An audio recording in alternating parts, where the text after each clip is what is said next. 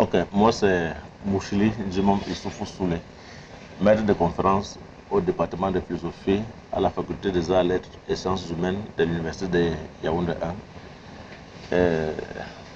Mon domaine de prédilection en philosophie, c'est l'épistémologie et la philosophie des sciences, domaine dans lequel j'ai publié au moins une dizaine d'ouvrages à ce jour et plusieurs autres articles dans les différentes revues et livres collectifs. Mes enseignements portent également sur l'histoire des sciences, la philosophie des sciences humaines et la logique ou l'histoire de la logique. Présentement, nous sommes dans une équipe de recherche où nous enchaînons, dans laquelle nous enchaînons des publications,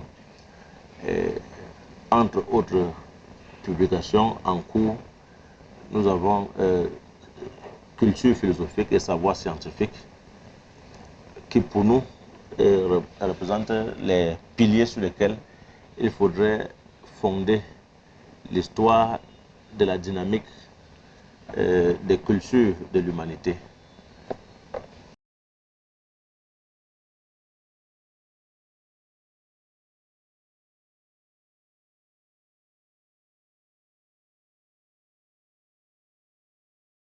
Bon, la spécificité de cet ouvrage porte essentiellement, déjà la thématique donne une orientation assez scientifique de l'ouvrage. Parce que pour moi, l'essentiel de la philosophie, c'est de sortir de la simple histoire de la philosophie, du commentaire simple des auteurs, pour que la philosophie devienne vraiment la prise en charge de son temps par la pensée. Hegel l'a déjà dit en disant que chaque philosophie est fille de son temps. Nous vivons une époque riche en événements. Et ces événements doivent créer leurs philosophes. Et c'est nous qui devons enseigner aux étudiants cette capacité à être sensibles à leurs événements pour qu'ils n'écrivent plus des mémoires qui ressassent ce qui est déjà connu par tout le monde. Il faut nécessairement les rendre sensibles aux événements de leur époque afin qu'ils soient capables de porter par la pensée, d'interroger à partir de leur propre intellect les circonstances politiques, économiques et sociales qu'ils vivent.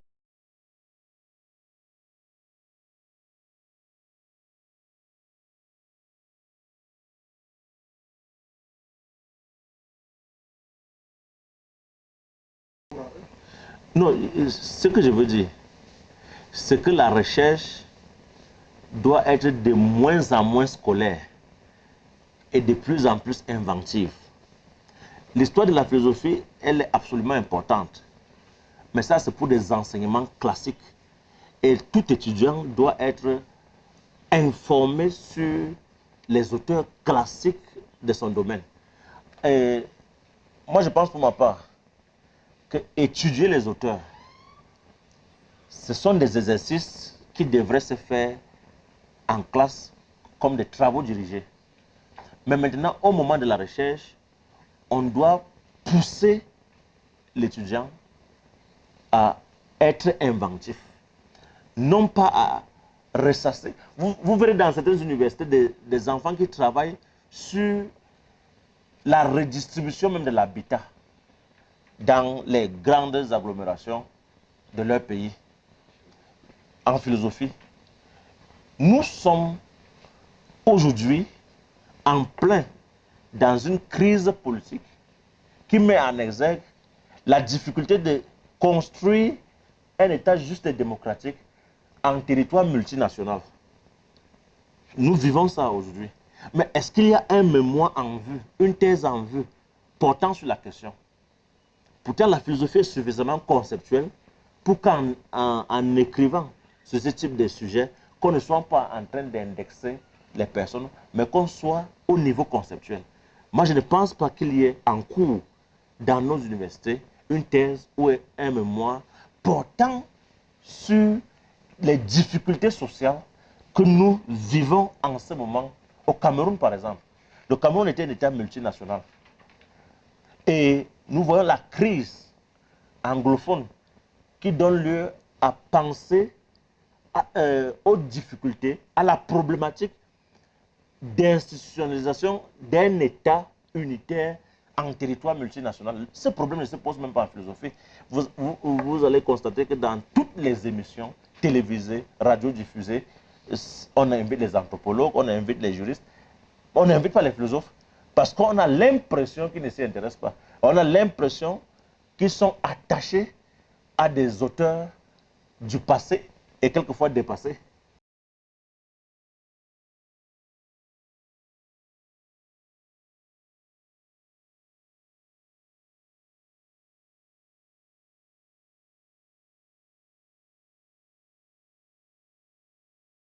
Cette question va m'amener à poser une autre.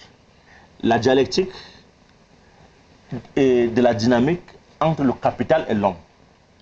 Où situer l'homme et que devient le capital? Dans la dialectique de l'être et de la voix, nous voyons bien qu'aujourd'hui, l'homme perd progressivement la patience d'être au profit de cette célébration du culte de la voix. Mais cela ne signifie pas que l'homme serait en train de disparaître ou alors qu'on ne tiendrait plus compte de l'homme.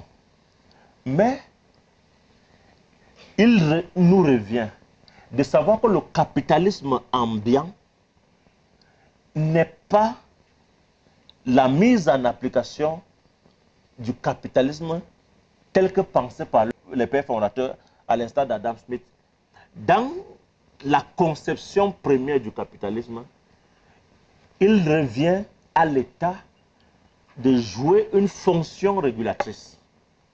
Mais nos États actuels se sont transformés en simples agents économiques et ont laissé la loi de l'offre et de la demande réguler le marché. Et des situations de monopole et de transnationales se sont imposées.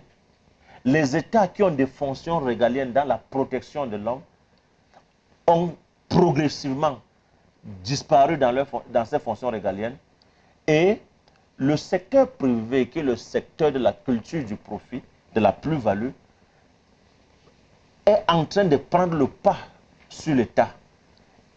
La conséquence directe, c'est que l'homme est amoindri dans ses valeurs et le capital est désormais supérieur à celui-ci.